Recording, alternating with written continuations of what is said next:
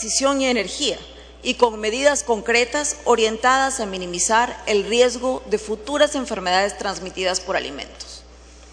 Las medidas fueron muy concretas y fueron las siguientes. Primero, modificación de los contratos desde la modalidad de ración, donde ubicábamos los problemas, a la modalidad de canastas de productos. Segundo, un aumento muy rápido de la supervisión. Tercero, establecimos tolerancia cero. Repito, tolerancia cero a negligencia e irresponsabilidad, y desde mi gestión tenemos 2 denuncias penales a proveedores. Cuarto, conformamos 2 comisiones de asesoría al programa. Una comisión multisectorial con representación de gobiernos locales, regionales, sector público, padres de familia y sociedad civil, que dará sus recomendaciones hasta el 5 de diciembre de este año. Conformamos además una comisión de asistencia técnica internacional, con participación de la FAO, OPS, el Banco Mundial, PNUD y el Programa Mundial de Alimentos. Estas comisiones aportarán toda su experiencia para la mejora del programa. A futuro, en el futuro muy próximo, hacia diciembre del 2014, tenemos que expiran todos los contratos de proveedores. En ese momento, Jaliwarma sale a contratar con nuevas reglas. ¿Cómo operará Jaliwarma en el 2014? Primero, el modelo de ración solo operará con proveedores que tengan un estándar alto de servicio y allí donde Jaliwarma puede asegurar una supervisión intensiva. Segundo, las bases de compra van a ser revisadas, serán más exigentes y llevarán a la contratación de proveedores de mayor calidad y mayor experiencia. Tercero, y muy importante, se va a fortalecer el modelo de cogestión y en particular se va a fortalecer el rol de los comités de alimentación escolar. ¿Qué es el Comité de Alimentación Escolar? El Comité de Alimentación Escolar, que existe en cada escuela, son 2 padres y un representante de la comunidad escolar encargados de vigilar la calidad de alimentos. Esto no es un sinsentido. Esto no se inventó en Perú. Esto es la práctica común de todos los programas alimentarios escolares de la región. Esto pone la responsabilidad allí donde debe estar, en los padres y en la comunidad escolar. Cuarto, incorporaremos las recomendaciones de las comisiones, tanto la Comisión Multisectorial como la Comisión de Asistencia Técnica Internacional, para la mejora de Jaliwarma. Es importante para nosotros decir que las denuncias, estas denuncias que parecen preocupar porque son demasiadas, para nosotros son buenas noticias. ¿Por qué? Porque las denuncias son una alerta, es lo que evita que en última instancia el niño se lleve a la boca un alimento que no es seguro. Y nosotros aquí nos vamos a unir a la fiscalización, nos vamos a unir a la alerta y vamos a buscar y vamos a denunciar. Buscamos la alerta y la denuncia responsable. Y quiero destacar aquí que debe ser responsable. Por ejemplo, se dice que han habido proveedores de Jaliwarma sin un RUC. Quien afirma esto, quien afirmó eso, es porque en el momento de buscar en la base de datos de SUNAT, tipió mal el nombre y por tanto aparece como si no tuviera RUC. Esto es lo contrario de una denuncia responsable. Quiero acabar respondiendo a las preguntas relacionadas con los logros que ha tenido el programa Jaliwarma. A la luz de su juventud, Jaliwarma tiene avances muy importantes. Hoy se atiende a 2.6 millones de niños, 1 millón de niños más que los que antes recibieron alimentación escolar. De estos, 120.000 niños pertenecen al quintil 1, son los niños más pobres del Perú. Llegamos allá donde nunca se llegó, algunas de las escuelas más remotas. Y no llegamos de cualquier forma, llegamos con calidad. El programa tiene recetas que utilizan variedad de productos saludables. Llegan con 84% de aceptación de nuestros niños y llegan todos los días del año escolar. Finalmente, Jaliwarma es un programa que no se detiene y que todos debemos apoyar porque se trata de la alimentación de nuestros niños. En ese sentido, cualquier crítica, cualquier aporte es más que bienvenido. En segundo lugar, si me permiten, yo quisiera responder a las preguntas relacionadas a la reducción de la pobreza y a la evolución de los indicadores sociales.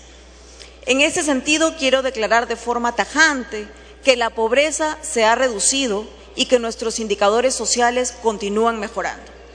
Así, entre el 2005 y el 2012, la pobreza pasó del 56% al 26% y la pobreza extrema de 16% a 6%. Solo en el 2012, más de 500.000 de peruanas y peruanos dejaron de ser pobres. Estos logros, señoras y señores congresistas, no son patrimonio de ningún partido político, ni se inician con este gobierno. Estos logros, señor presidente, son, primero, logro de todos los peruanos. Logro de todos los peruanos que con su esfuerzo permitieron un crecimiento económico. Logro de todos los peruanos que con su trabajo permitieron un crecimiento económico que ha permitido invertir más en programas sociales. Como país, hemos aprendido no solo a tener mejores políticas macroeconómicas, sino también a tener mejores programas sociales. Como peruanos, todos debemos felicitarnos por eso. Dicho esto, déjenme listar algunos logros recientes que datan desde el 2010. Desde el año 2010, las tasas de analfabetismo han bajado para hombres y mujeres. Desde ese año, la cobertura de agua potable pasó del 77 al 83%. Aquella de telecomunicaciones del 78 al 33%, al 83%, perdón. La situación de nuestros niños también ha mejorado. Así, la desnutrición crónica ha pasado del 23 al 18% y la anemia ha caído del 50 al 44%. Las infecciones respiratorias agudas en los niños pasaron del 18 al 16%. Las enfermedades diarreicas agudas del 19 al 14%. La cobertura de vacunas de rotavirus del 61 al 78% desde el 2010.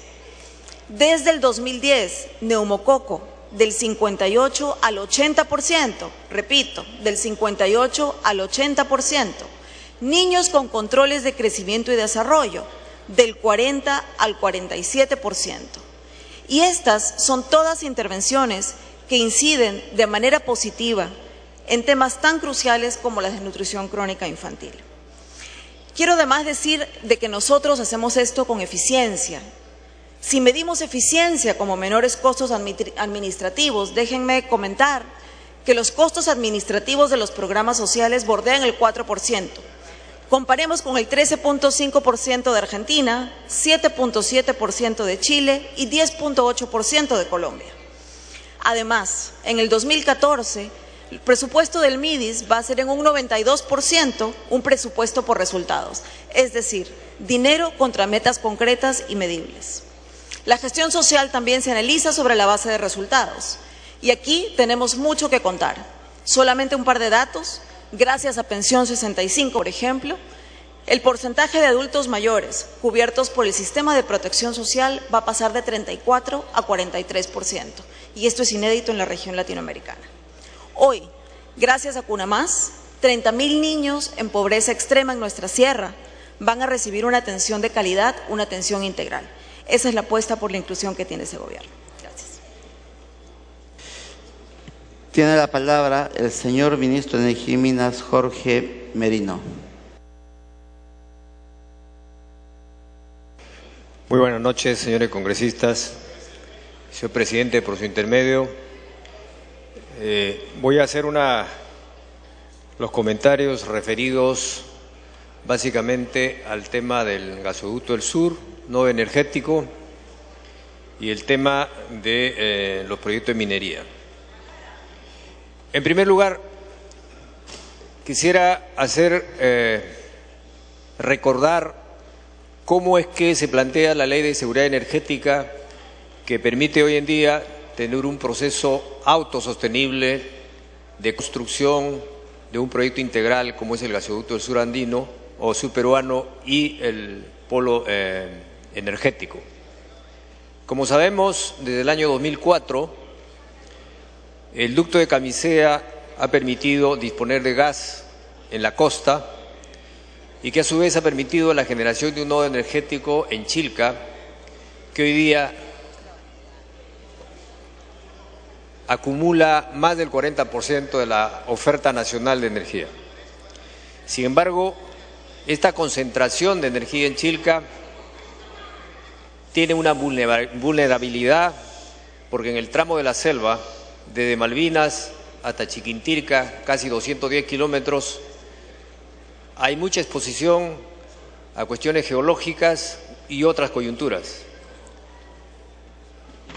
En ese tramo, por tanto, es necesario construir ductos paralelos como backup, como loop, que permitan tener la garantía de un suministro más confiable a través de este sistema de generación en Chilca.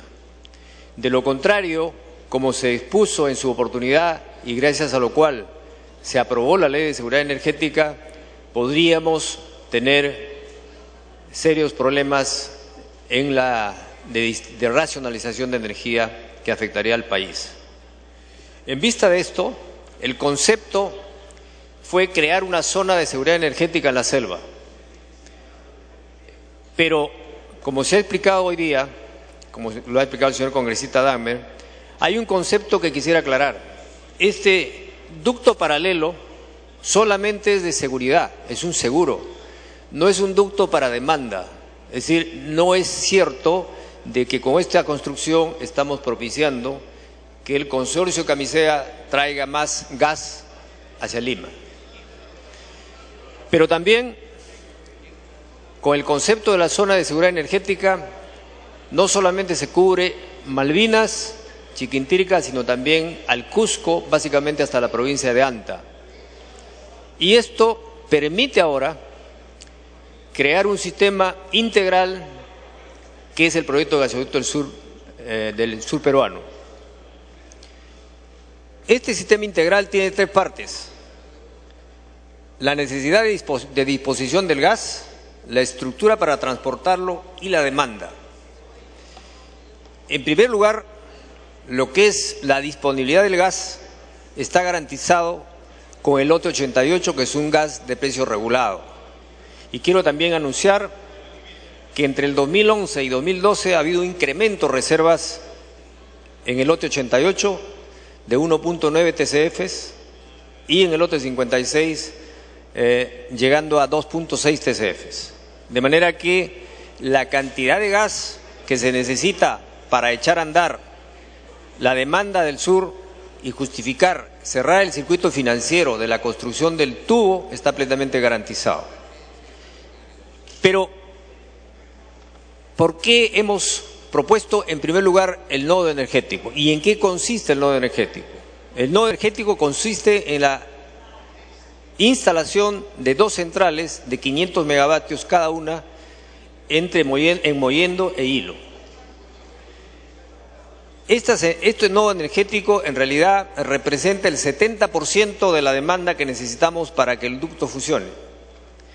El 20% adicional es el polo petroquímico y 10% es otro tipo de cargas industriales que puede haber en el sur, como cementeras, etcétera. De manera que es sumamente importante que este nodo energético salga por delante.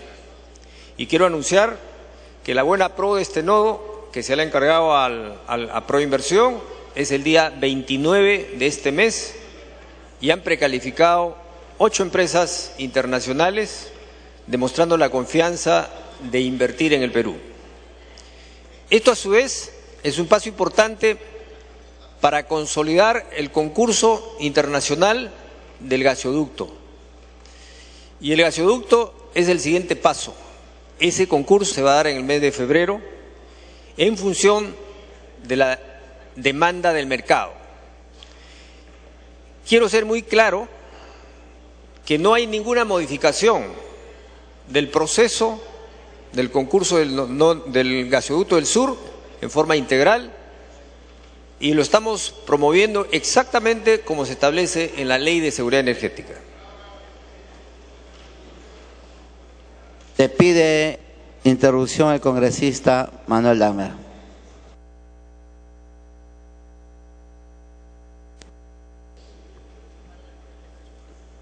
Creo que el ministro no escuchó bien la pregunta y la información que le hice. En primer lugar, porque yo he señalado que me baso en el documento oficial presentado por Proinversión y aprobado, por lo tanto, por el ministro en Estados Unidos.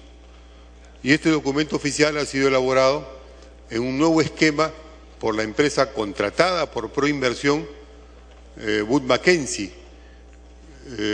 Mi pregunta era en un doble aspecto. En primer lugar, el cambio. Y en el cambio, el ministro no responde lo siguiente. En el cambio existen 3 cambios fundamentales en este esquema que está presentado y que el ministro no ha desmentido en ningún caso. ¿Cuál es el primer cambio sustantivo? El primer cambio sustantivo consiste en una ampliación en el ducto central, en el que corre paralelo al gasoducto del centro Malvinas-Lurín hasta la localidad de Chinquintirca, Ayacucho.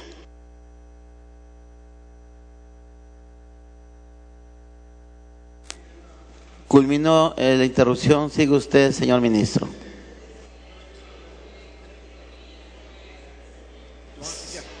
Señor ministro, ¿podría darle la segunda interrupción? Adelante. Tiene usted, congresista Damer, ya hay un acuerdo de portavoces, le pido que lo haga en 1 minuto. Señor presidente, es una segunda interrupción. Estoy hablando con un congresista, estoy hablando con un ministro. Quisiera una precisión. ¿Mi interrogante es a un ministro o es a un congresista? A ver si se aplica el reglamento como Congresista usted ha Damer, señalado. hay un acuerdo de portavoces que se ha respetado en todo el debate y Bueno, no lo voy a entonces, violentar el día de hoy. Me resumo, señor presidente, ya que no se quiere debatir, me resumo a lo concreto, específico. La garantía de red principal, que es un aporte de todos los peruanos, está planteada para el ducto del sur, no está planteada para el gasoducto central. Y el ministro lo que ha hecho es, ha anulado la garantía de red principal para el sur y se le ha dado al gasoducto central. ¿Y cómo se le ha dado? Permitiendo de que se ahorre 55 kilómetros que debía construir TGP con sus recursos y ampliando al ducto de esa parte un diámetro mayor para que pueda trasladar más gas y al mismo tiempo agregándole un ducto de líquidos, con lo cual habrá más gas y más líquidos en el ducto central. Y para el ducto del sur, para el gasoducto del sur, lo que ha hecho es anularlo, porque una vez que crezca el gas que llega por el ducto central, lo que va a ir al nodo energético, que es una termoeléctrica, son 2 termoeléctricas, va a ser en el tema que había planteado el ministro en una oportunidad y fue desechado por el Congreso, que va a ser a través de un ducto costero que cuesta $600 millones.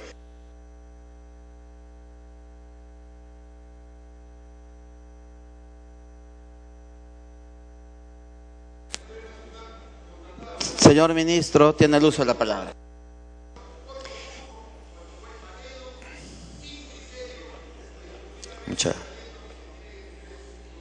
Muchas gracias, señor presidente. Voy a explicar.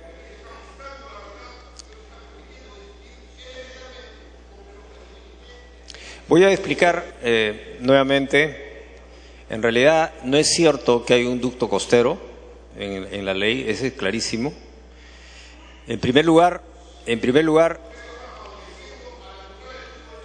bueno, en primer lugar, estamos aplicando estrictamente lo que dice la ley. No, perdón. Se va a leer el reglamento del Congreso de la República.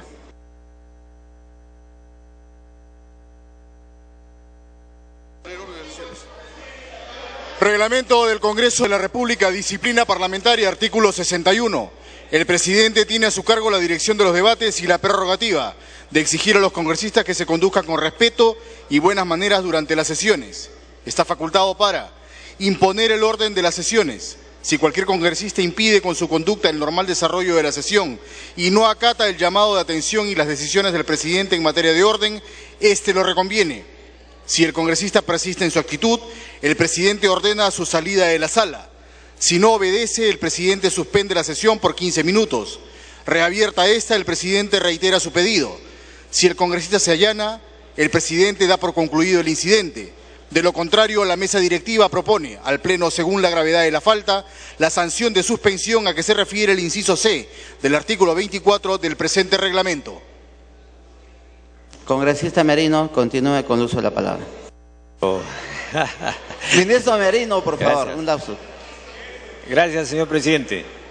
Quisiera ser nuevamente enfático que estamos aplicando estrictamente lo que establece la Ley de Seguridad Energética para dar garantía al transporte de gas y líquidos en la parte de Malvinas a Chiquintirca para llegar a la costa. ¿Y por qué?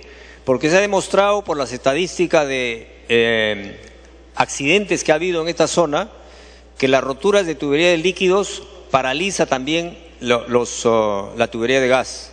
Por tanto, nuevamente, por seguridad energética se contempla la instalación de este tramo de tubos, uno de gas y uno de líquidos, pero no es para transporte del consorcio, es para garantía del sistema.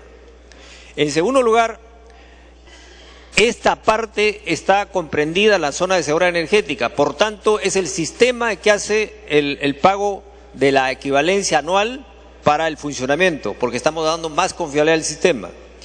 Y en la parte de Anta hacia el sur se establece la garantía de red principal exactamente como se hizo en su momento hacia el ducto a Lima. De manera que la creación del nodo energético más bien lo que va a hacer es dar el impulso a la demanda inicial de gas, que luego, como ha pasado en Lima, se va a incrementar y después va a compensar el pago de la inversión. Eso ha sucedido ya con mucho éxito en el tubo de Lima y esto va a suceder también en el tubo del sur.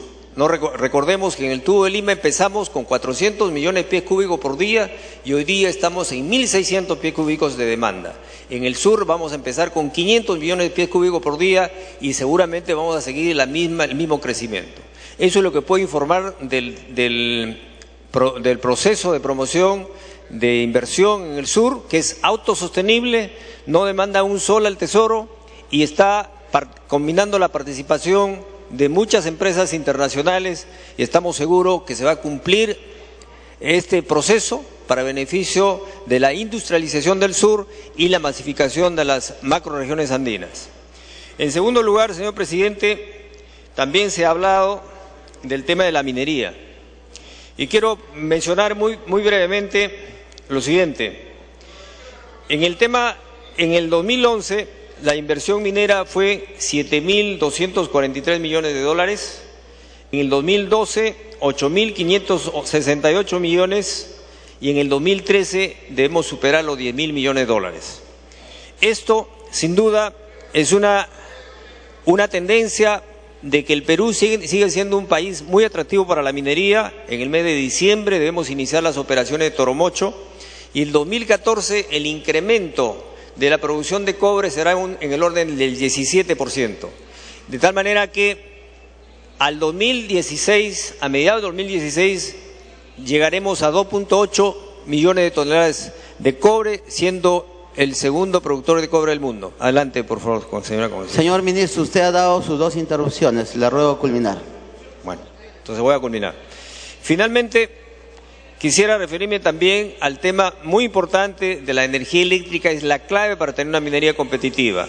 Este año 2013 hemos incrementado la oferta en más de 1.000 megavatios y esperamos, con los concursos que hemos encargado por inversión, 1.100 megavatios nuevos de centrales hidroeléctricas. Vamos a consolidar un sistema que ofrezca más del 35% de margen de reserva, que lo hace único nuestro sistema comparando con otros países de la región. Muchísimas gracias. Finalmente tiene la palabra el señor primer ministro César Villanueva.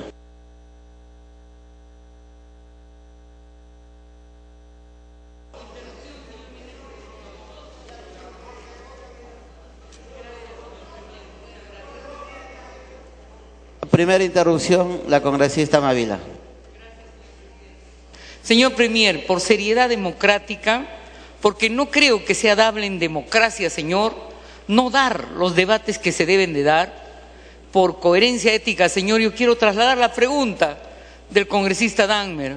¿Ha habido, señor, proceso con competencia leal para la adjudicación de las 2 empresas de las que reiterativamente inquiere el congresista Dagmer, señor Premier? Gracias. Continúe No, a mí no me pida la interrupción. Señor presidente.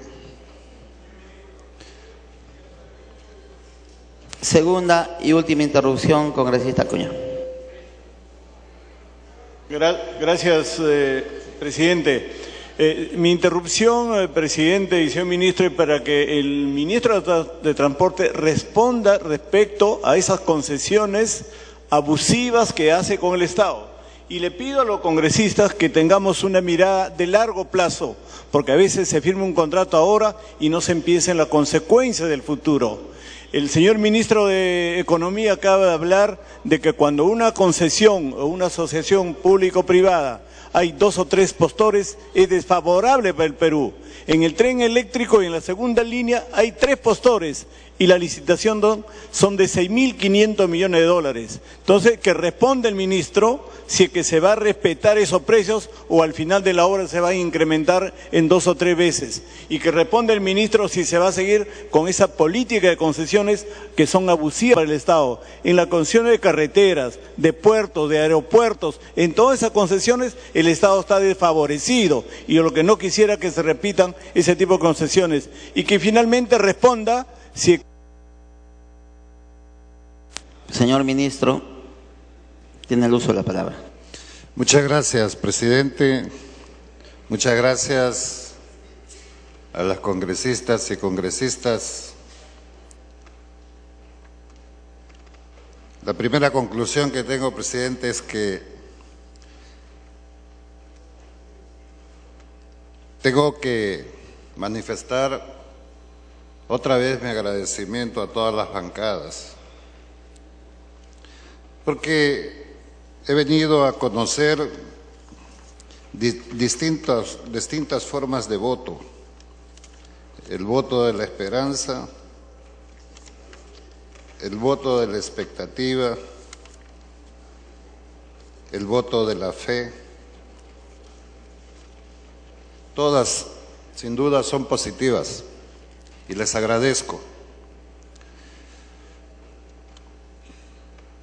Pero quisiera primero contestar algunas cosas muy concretas antes de hacer una reflexión junto con ustedes.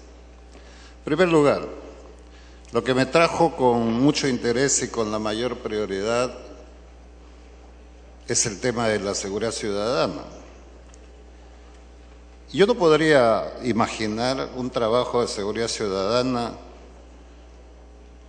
con instituciones divididas, con instituciones desmoralizadas, como es el caso de la policía, por ejemplo. Y ni remotamente se me podría ocurrir que nuestra participación como gobierno en tratar de distanciarnos de la policía sería imposible. Presidente Ollanta ha señalado con claridad que hay acciones que tomar cuando hay ciertas irregularidades, como se toma en cualquier institución, en el gobierno mismo. Y seguramente ustedes acá en el Congreso también. Pero eso no desprestigia a la institución. Una golondrina a veces no hace verano. Entonces, la primera cosa que señalé ha sido que nosotros estamos con la policía. Y el presidente se ha reunido con el alto mando de la policía. Entonces, no hay un quebrajamiento de la institucionalidad y las relaciones. Entonces, hay allí probablemente algunos entendidos que habría que librarlos. Si es necesario, como se dice, una disculpa pública, yo la doy, como presidente del Consejo de Ministros, porque las disculpas no nos hacen menos. Lo que necesito es una institución fortalecida, como la policía, y la vamos a hacer, la vamos a trabajar. Y el hecho de pedir lo que ya ha empezado y se tiene que hacer una reforma de la policía no implica estar castigando a la policía, sino buscar mejorar su capacidad operativa, mejorar los sueldos, mejorar la moral de nuestra policía. ¿Cómo podría enfrentar el tema de la seguridad ciudadana así la policía? Entonces, quisiera dejar eso primero meridianamente clara. En segundo lugar, si vivimos de los temores, de las preocupaciones, de las sospechas, tampoco podemos construir nada por delante. El congresista Beicolea me dijo, bueno, quiero saber cómo es el tema, si reforzamos o no, respaldamos o no al ministro del Interior. Claro que lo respaldamos plenamente. Y empezando por el presidente de la República, con el presidente del Consejo de Ministros, tiene todo el respaldo para actuar. Y si tiene que cambiar los viceministros, lo cambia. Porque para mí lo que importa es los resultados que él nos dé. Y yo tengo que respaldarlo plenamente en esa función.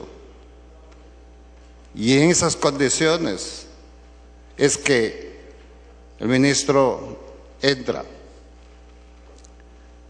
Porque lo que quiero en un gabinete son ministros líderes de su sector.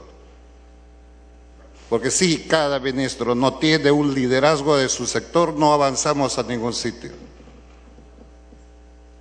Y entonces, congresista, queda claro que el viceministro, los viceministros que en estos momentos están en el Ministerio del Interior, tendrá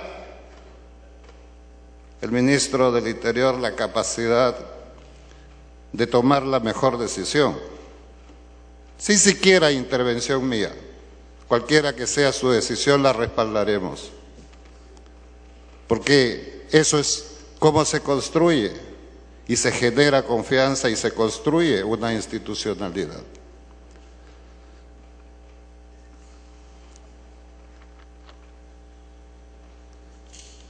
También había la preocupación sobre lo que señalé frontalmente, decididamente, con convicción y con pasión vamos a luchar contra el narcotráfico. Y ahí señalé la necesidad o de un comisionado, si les preocupa el nombre de comisionado, un coordinador. Pero ¿por qué? Tengo que decir que necesitamos una persona al costado del presidente del Consejo de Ministros. Les voy a mostrar algo. En primer lugar, la creación de todas las institucionalidades que tienen que ver directa o indirectamente con este tema. Por ejemplo, Devida.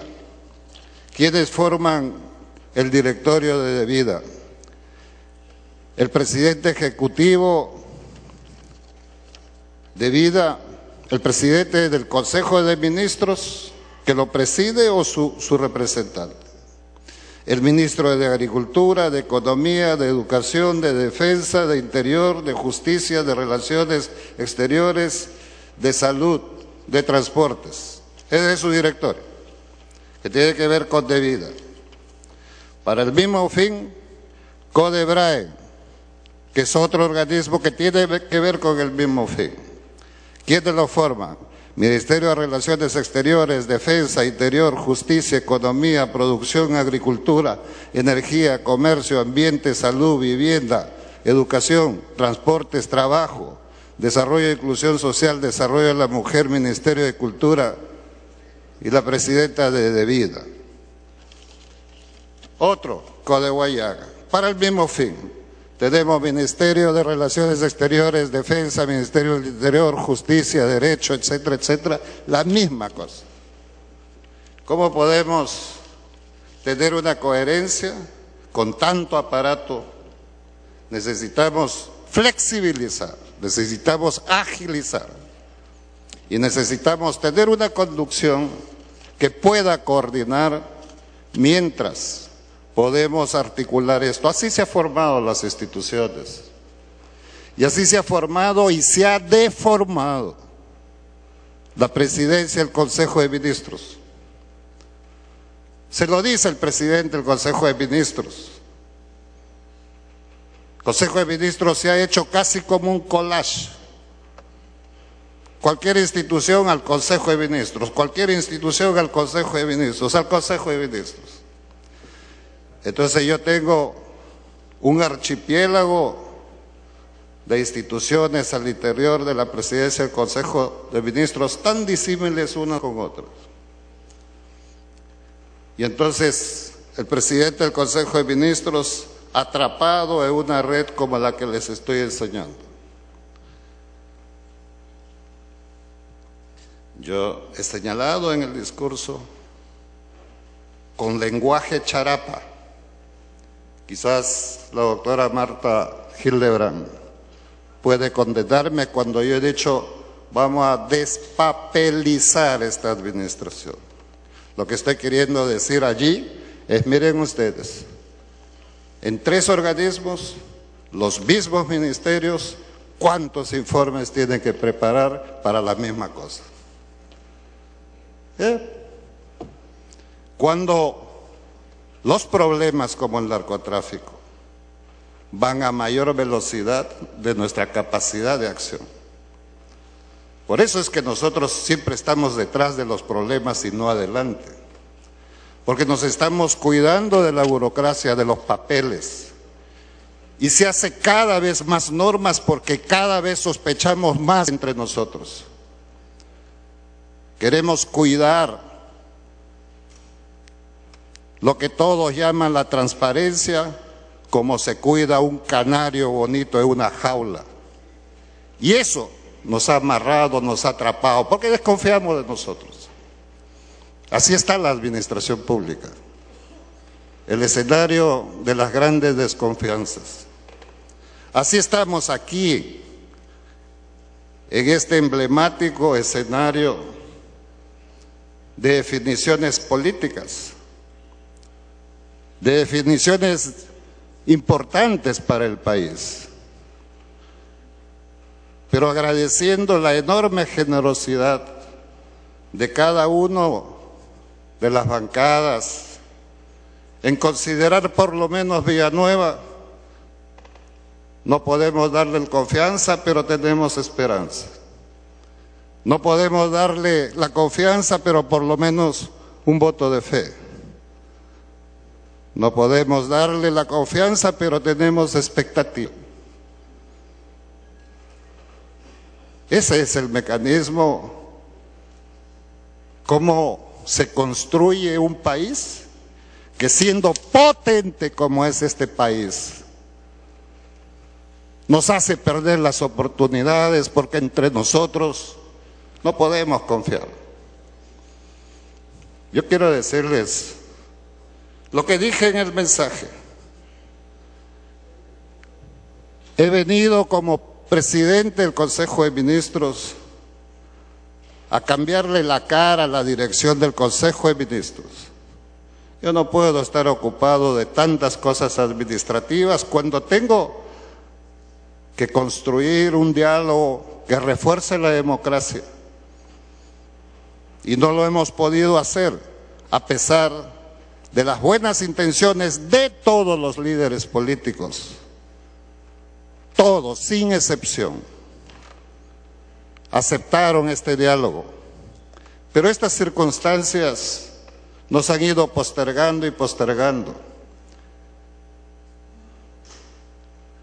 Entonces, la voluntad y también la voluntad del presidente, con el presidente del Consejo de Ministros, es reunirnos con los líderes políticos de todas las tiendas políticas. Porque la buena política hace que tengamos diferencias, claro que sí. Son legítimas las aspiraciones de cada organización política para tomar la posta siguiente? Claro que sí. Y en buena hora que tengamos competencia, porque así es la democracia. Pero tenemos que pensar qué clase de país queremos tomar en la próxima posta. Un país desestabilizado económicamente, porque la economía no es 2 más 2. La economía no es la ecuación matemática, no es el reino de los números. La economía es tan sensible a las decisiones políticas que así nosotros estemos creciendo cuando hay un país con un ambiente de desconcierto, de pesimismo, de desconfianzas, no es atractiva para la inversión. Entonces, entre nosotros podemos pelearnos, pero ¿qué pasa con Quispe de las zonas andinas mientras nosotros discutimos? ¿Qué pasa con Tuanama de las zonas quechuas de San Martín? ¿Qué pasa con los aguajuns? Entonces hay una responsabilidad más allá de nuestras propias querencias. Cuando mi paisano amigo Rolando Arriategui dice, hay que hacer sacrificio, claro que hay que hacer sacrificio. La política es sacrificio, pero también la política es compromiso, pero también la política es generosidad. Cuando uno tiene un objetivo político es bueno, pero hay cosas que trascienden más allá de lo que nosotros podemos querer o aspirar. Y la generosidad entonces está a dejar de lado momentáneamente, lo que no significa ser débil. Es más fuerte cuando uno asume responsabilidades superiores a nuestros objetivos partidarios. Para mí hubiese sido muy fácil, absolutamente fácil, dejar un paraíso hermoso como San Martín, una tierra maravillosa de la cual yo siento orgullo. ¿Y saben por qué siento orgullo? Por esa tierra y por nuestras tierras del Ande, de la costa, de punta a punta. Por algo que he dicho acá, el canon. Nadie se atrevía a discutir sobre vamos a reformar el canon. Y yo lo digo con naturalidad. ¿Saben por qué?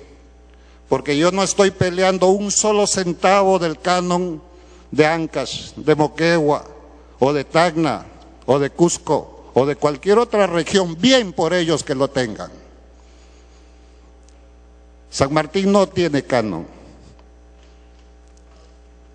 Canon del oro, del cobre, del gas, o de la plata. No tenemos eso. Pero sí tengo el canon más fuerte que hay en este país y he venido a este Consejo de Ministros para llevar mi canon a cada rincón del país. ¿Cuál es eso? ¿Cuál es ese canon? ¿Cuál es ese diamante? Nuestra gente, nuestra gente. Y se lo digo con orgullo, no con un discurso. Se lo voy a demostrar. Y Rolando lo sabe. Aldo lo sabe, Esther lo sabe, César Irupaía lo sabe, porque vivimos y convivimos allá. ¿Cuál es? Aquello que es capaz de ser competitivo en el mundo sin haber pisado una universidad. ¿Cuál es? Un campesino de las montañas que deja la coca y se va por el cacao y lo único que necesita es asistencia técnica, orientación de mercados. Y esas curtidas manos campesinas transforman ese cacao en un producto maravilloso. Primeros en el mundo, no en Perú, no en Centroamérica, Sudamérica, en el mundo. Encima de países que nosotros tenemos temor porque lo vemos grande, como Brasil con su cacao, como Colombia, como Costa de Marfil, encima de esos países con una enorme cultura de producción de cacao, mucho más que nosotros. Y somos primeros en el mundo en aroma de cacao. ¿Y dónde está el secreto? Se los voy a decir, pero que quede en este recinto el secreto. Tenemos el gran secreto de tener el cacao con el mejor aroma del mundo. ¿Saben por qué? Porque en este país los campesinos curtidos por el sol son acompañados por sus mujeres en las chacras. Y las mujeres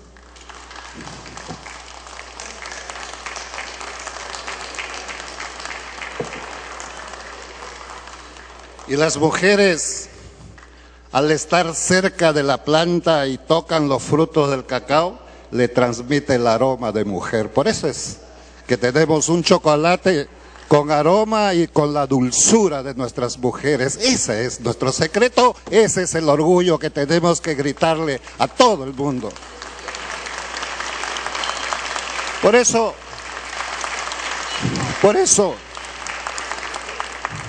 cuando se dice yo quiero hacer política para que este país se desarrolle, tenemos que llevar en el corazón otras cosas, como el tema,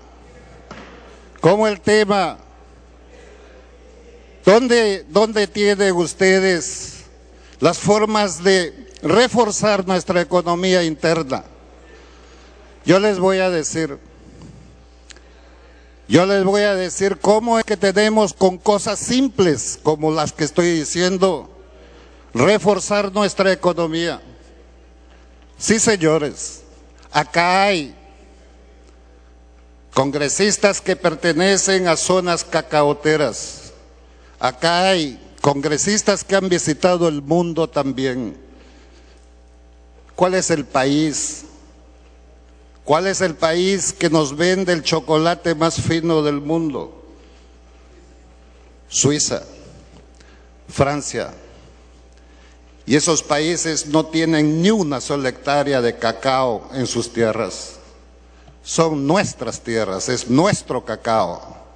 Y entonces nosotros nos sentimos orgullosos, bacanes, comiendo chocolate que viene de Suiza. ¿Y cuándo queremos hacer el chocolate de acá? Los propios funcionarios públicos, cuando van a hacer la canasta navideña, dicen, no, yo quiero chocolate de calidad. Y desecha el chocolate de nuestras montañas. Esa es la locura que tenemos.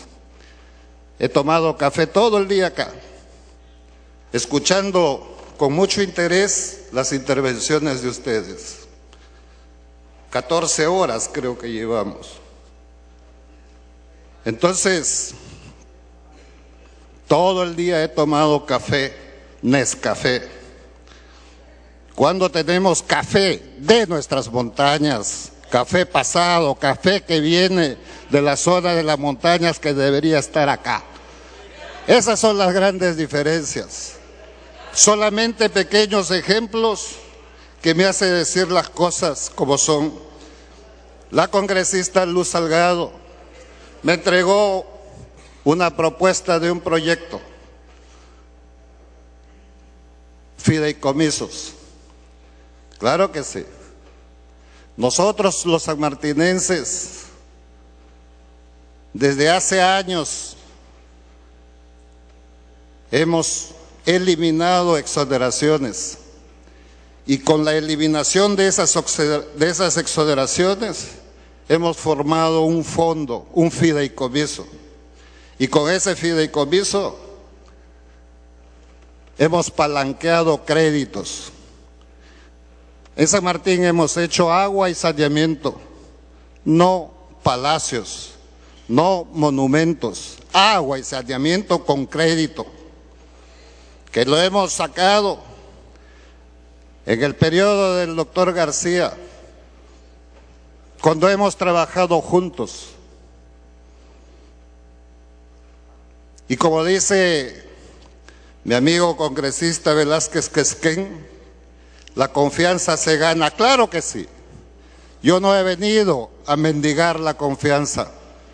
He venido a decirles, hermanos congresistas, yo cierro los ojos y sueño cómo resolver el problema del BRAE.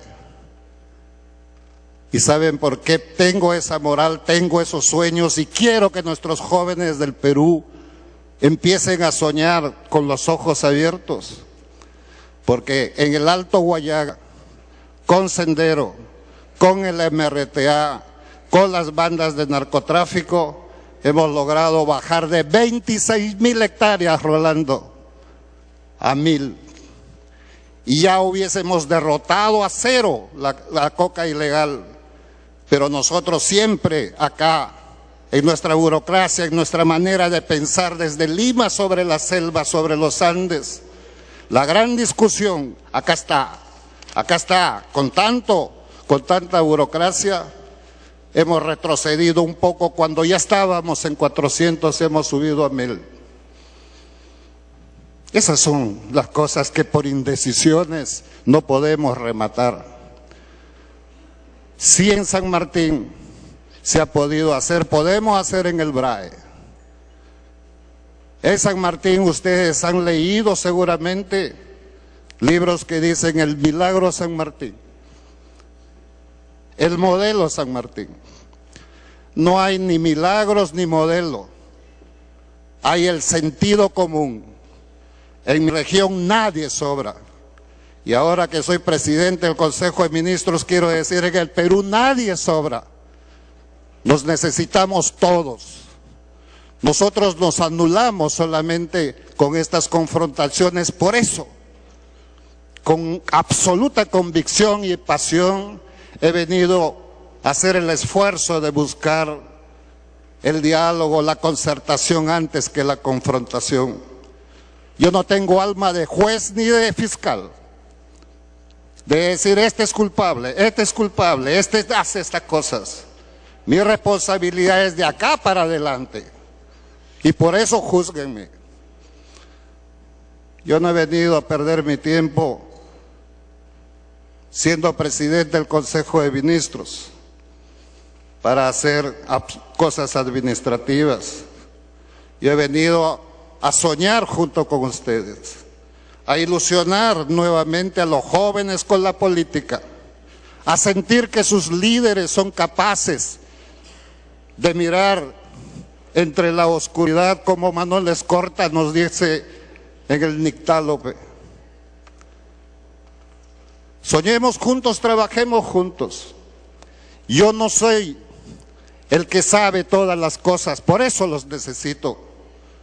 Por eso necesito al general Salazar para que su experiencia en seguridad ciudadana nos alimente y nos soporte. Sí, señor. Sí lo necesitamos. Necesito al congresista Tubino para juntos como amazónico pensar en esa tierra del verde esperanza, como el voto que me han dado por acá. Necesitamos trabajar juntos. Las camisetas políticas terminan en el momento que se cuente el último voto. Y de ahí para adelante hasta las próximas elecciones tenemos que trabajar juntos. Y si no somos capaces de hacer eso, no somos capaces de hacer nada. Vivimos siempre mirando hacia atrás, hacia atrás. Yo soy un amazónico que aprendió a cruzar aguas turbulentas. y lo vamos a pasar. Pero necesitamos pasar el río junto con ustedes. ¿Tenemos fallas? Claro que tenemos fallas. Total, falla, comete errores quien hace. Los que miran de balcón, ya se va a caer, ya se va a caer, ya se va a caer, porque no hace nada arriba. Entonces, yo venía soñando en hablarle de los proyectos. Un amigo congresista por allí dice, César nos ha dicho el qué, pero no nos ha dicho el cómo. Bueno, pues, si yo tuviese tiempo, le daría el cómo. He dicho con palabras sencillas el cómo. ¿Cómo podemos superar la coca con otros productos como el cacao y lograr ser competitivos? ¿Cómo podemos lograr superar las cosas? Este tema del canon, a todos los congresistas que tienen el privilegio de tener una región con canon, cuando hemos empezado a hablar de la necesidad de reformar esto, dijeron, el presidente de la Asamblea de Gobiernos Regionales, que en ese momento era yo, quiere modificar el canon para llevarse una parte de nuestro canon. No, señor. No, congresista Ribarachín. Con todo gusto, yo le voy a decir el cariño que le tengo a Cajamarca, por varias razones.